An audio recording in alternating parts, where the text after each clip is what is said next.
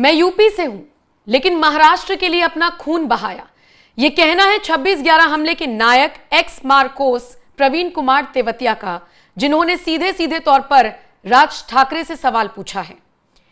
ये जो वीडियो आप अपनी स्क्रीन पर देख रहे हैं ना, ये वही एक्स मार्कोस कमांडो हैं प्रवीण कुमार तेवतिया, जिन्होंने पूछा है कि तब आपके योद्धा कहां थे जिस वक्त 26/11 मुंबई अटैक हुआ था।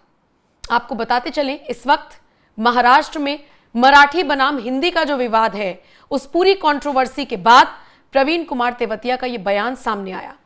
नमस्कार, बहुत बहुत स्वागत है आप सभी का। आप देख रहे हैं एनएमएफ न्यूज, आपके साथ मैं हूं नम्रता चौधरी।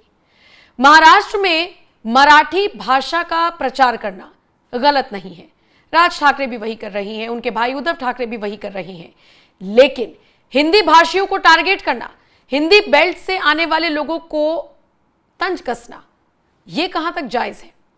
इसी को लेकर प्रवीण कुमार तेवतिया ने सीधे सीधे तौर पर कह दिया कि मैं तो यूपी से आता हूं, लेकिन मैंने महाराष्ट्र के लिए अपना खून बहाया है। उन्होंने राज ठाकरे से सीधा सीधा सवाल पूछा, वो राज ठाकरे जिनकी पार्टी और पार्टी के कार्यकर्ता इस वक्त समाज के सबसे बड़े ठेकेदार बन रही हैं, जिन्होंने अपने कंधों पर बीड़ा उठा लिया है कि वो मराठी भाषा को बचाकर ही मानेंगे, लेकिन किससे बचाएंगे, किससे खतरा है, ये उन्हें नहीं पता।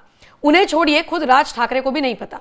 अरे मराठी के साथ साथ कोई हिंदी बोलेगा तो मराठी खतरे में थोड़ी आ जाएगी, हिंदी के साथ कोई इंग्लिश बोलेगा तो हिंदी थोड़ी खतरे में आ जाएगी। हाँ, आपकी जो मातृभाषा है, आपकी जो मदर टंग है, आपकी जो रीजनल लैंग्वेज है, सब आपको आनी चाहिए। इसका मतलब ये नहीं कि एक सीख लेंगे तो दूसरी आ जाएगी। आपको अपने कम्युनिकेशन स्किल्स मजबूत करने के लिए अगर कोई और लैंग्वेज सीखनी पड़ रही है तो उसे सीख सकते हैं। एक से ज्यादा भाषा का ज्ञान होना कायरता या किसी दूसरी भाषा का लुप्त होना नहीं, बल्कि आपको ज्ञानी बनाता है। ऐसे में 26/11 के मुंबई हमलों के नायक तेवतिया ने राज ठाकरे से सवाल पूछा कि हमले के वक्त उनके योद्धा कहां थे। उन्होंने कहा कि उन्होंने मुंबई को बचाया, महाराष्ट्र के लिए खून बहाया। ताज होटल पर जिस तरीके से आतंकी हमला हुआ था, उसमें कई लोगों को बचाने वाले कमांडो ने पूछा है कि मुंबई में हुए आतंकी हमलों के वक्त राज ठाकरे आपके योद्धा कहां थे। उन्होंने सोशल मीडिया पर एक फोटो भी शेयर किया है, जिसमें वो वर्दी पहने हुए दिख रही हैं, बुलेट प्रूफ जैकेट के साथ दिख रही हैं। उस बुलेट प्रूफ जैकेट पर यूपी लिखा हुआ है। उनके गले में एक बंदूक भी लटक रही है। अपने पोस्ट में वो लिखते हैं, मैंने 26/11 को मुंबई को बचाया था। मैं यूपी से हूं और महाराष्ट्र के लिए खून बहाता हूं। मैंने ताज होटल को बचाया। राज ठाकरे के तथाकथित योद्धा कहां थे? देश को मत बांटो। मुस्कुराहट के लिए किसी भाषा की जरूरत नहीं होती। तेवतिया ने मुख्यमंत्री देवेंद्र फडणवीस के वीडियो पर प्रतिक्रिया देते हुए ये पोस्ट की, जिसमें खुद फडणवीस ने भी भाषा के नाम पर गुंडागर्दी और हिंसा के खिलाफ सीधी सीधी चेतावनी दी थी। जिस तरीके से प्रवीण कुमार तेवतिया ने ये ट्वीट किया और फडणवीस के पोस्ट को रीपोस्ट करते हुए ये ट्वीट किया, वैसे आपको बता दूं, फडणवीस ने भी अपने एक बयान को शेयर करते हुए लिखा था कि मैं स्पष्ट कर देना चाहता हूं कि मराठी भाषा का अभिमान रखना गलत नहीं है, लेकिन भाषा के नाम पर गुंडागर्दी और मारपीट को कतई बर्दाश्त नहीं किया जाएगा। कानून हाथ में लेने वालों के खिलाफ कड़ी कार्रवाई की जाएगी। ये पोस्ट किया था देवेंद्र फडणवीस ने, जिसके जवाब में जो एक्स मार्कोस कमांडो है वो भी राज ठाकरे पर सवाल उठाते हुए नजर आए और फडणवीस की बातों से इत्तेफाक रखते हुए नजर आए। क्या कुछ कहा प्रवीण कुमार तेवतिया ने न्यूज एजेंसी एएनआई से बात करते हुए? आइए उनका पूरा बयान आप सुनिए। अमिताभ बच्चन से जाके क्यों नहीं पूछते हो कि तुम भैया मराठी क्यों नहीं बोलते हो? उसका तो टैक्स लेकर तुम खाते हो। आमिर खान के घर जाके आप दंडवत हो जाते हो, क्यों? तो और गरीब को आप पीट रहे हो और बता रहे हो मराठी मराठी मराठी। आपके परिवार से कितने लोग सेना में हैं, मुझे बताइए। आपके परिवार से कितने लोग कामगार हैं, मुझे ये बताइए। मजदूरी कौन कौन कर रहे हैं अपने परिवार से, बताइए। कोई नहीं कर रहा। और गरीब मजदूर को तुम पिटवा रहे हो।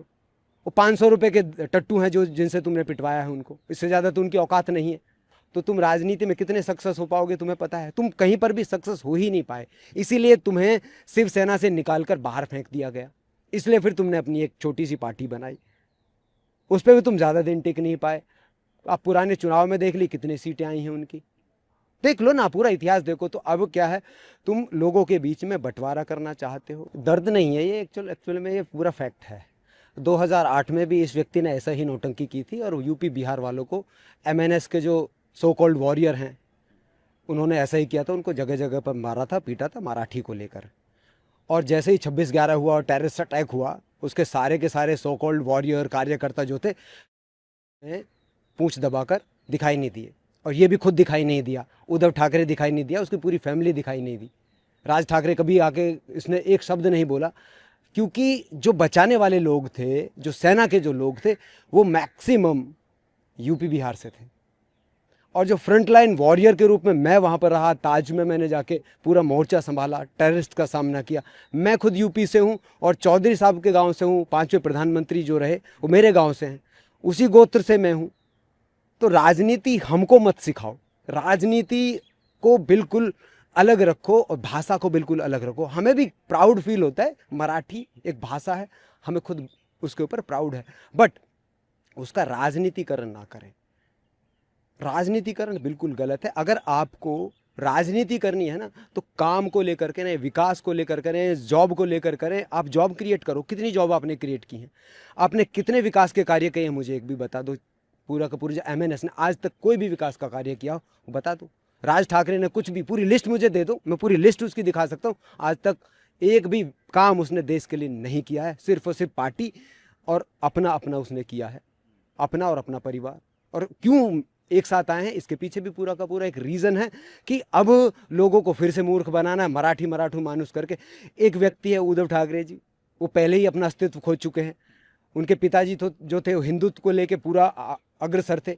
उसने हिंदुत्व को छोड़कर राजनीति को पकड़ लिया। राजनीति के पाएँ जैसे आप पकड़ने शुरू करोगे तो आप विकास से और कार्य से बहुत दूर होते चले जाओगे। आप विदर्भ में देखिए ना, कितने लोग सुसाइड करते हैं, कितने किसान सुसाइड करें।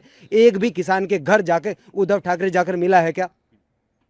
या राज ठाकरे जाकर मिला है, उन परिवार के दर्द को साझा किया है? आप हमेशा उन व्यक्तियों को टारगेट करते हो जो गरीब हैं, जो कामगार हैं, ऑटो ड्राइवर हैं, टैक्सी ड्राइवर हैं, कोई छोटा मोटा काम कर रहा है, उनको टारगेट करते हो। आप बॉलीवुड के जितनी भी हस्तियां हैं वो सारी हिंदी मूवी बना रही है भाई। बॉलीवुड में कौन सी मराठी मूवी बन रही है मुझे बता दो आप? सारी की सारी हिंदी मूवियाँ बनती हैं। और सारे के सारे हिंदी कलाकार अमिताभ बच्चन से जाके क्यों नहीं पूछते हो कि तुम भैया मराठी क्यों नहीं बोलते हो? उसका तो टैक्स लेकर तुम खाते हो, उसके तो घर पे जाकर तुम दंडवत हो जाते हो, आमिर खान के घर जाके आप दंडवत हो जाते हो। क्यों? तो और गरीब को आप पीट रहे हो और बता रहे हो मराठी मराठी मराठी। मराठी नहीं है एक्चुअल में, ये तुम्हारी राजनीति की रोटियां हैं। सिर्फ और सिर्फ कुछ लोगों को, चुनिंदा लोगों को आप टारगेट कर रहे हो। वो गरीब तबका है, उसको आप टारगेट कर रहे हो। आपके परिवार से कितने लोग सेना में हैं मुझे बताइए? आपके परिवार से कितने लोग कामगार हैं मुझे ये बताइए? मजदूरी कौन कौन कर रहे हैं अपने परिवार से बताइए? कोई नहीं कर रहा। और गरीब मजदूर को तुम पिटवा रहे हो। वो 500 रुपये के टट्टू हैं जो जिनसे तुमने पिटवाया है उनको, इससे ज़्यादा तो उनकी औकात नहीं है। तो मैं कहूं कि अगर आपको करना है तो देश के प्रति काम करें, देश को यूनाइट करने की कोशिश करें। और सिंपल सी बात है, मैं मुंबई में 9 साल रहा हूं और मैं वहां पे मुस्कुरा के रहा हूं। मुस्कुराहट की कोई भाषा नहीं होती। मैं दुनिया के बहुत सारी कंट्रीज़ में गया हूं, मैंने स्माइल किया है ना, जहां पर भी वो सामने से मुझे स्माइल ही आई है, चाहे मुझे वो लैंग्वेज आती हो या नहीं आती। लैंग्वेज मैटर नहीं करती। जब कम्युनिकेशन की बात होती है तब आपकी छोटी मोटी टूटी फूटी भाषा भी काम कर जाती है, क्योंकि आपके चेहरे पे आपने एक स्माइल ओढ़ी हुई है, एक स्माइल है। और यहाँ पर तुम स्माइल की जगह पर लोगों को दर्द दे रहे हो, दुख दे रहे हो, तो तुम राजनीति में कितने सक्सेस हो पाओगे तुम्हें पता है? तुम कहीं पर भी सक्सेस हो ही नहीं पाए। इसीलिए तुम्हें शिवसेना से निकाल कर बाहर फेंक दिया गया। इसलिए फिर तुमने अपनी एक छोटी सी पार्टी बनाई, उस पर भी तुम ज़्यादा दिन टिक नहीं पाए। आप पुराने चुनाव में देख ली कितनी सीटें आई हैं उनकी, देख लो ना, पूरा इतिहास देखो। तो अब क्या है, तुम लोगों के बीच में बंटवारा करना चाहते हो, लोगों को बांटना चाहते हो और उसी बांट के आधार पर अपनी राजनीति की रोटियां सेकना चाहते हो। मैं कहूँगा कि भैया बंद करो और सबसे पहले सेना में जाओ और वहाँ पर कम से कम राज ठाकरे जी, उद्धव ठाकरे जी और जितने भी उनकी फैमिली में लोग हैं, आप जाइए 5-6 साल सेना में काम कीजिए, आप अग्निवीर बनिए, फिर थोड़ा बहुत कुछ सीख कर आइए, फिर देश को चलाने की बात कीजिए। देश को चलाना भाषा से चलाना नहीं होता है। देश को चलाना है तो एकजुट होकर काम करना होगा, विकास पर काम करना होगा।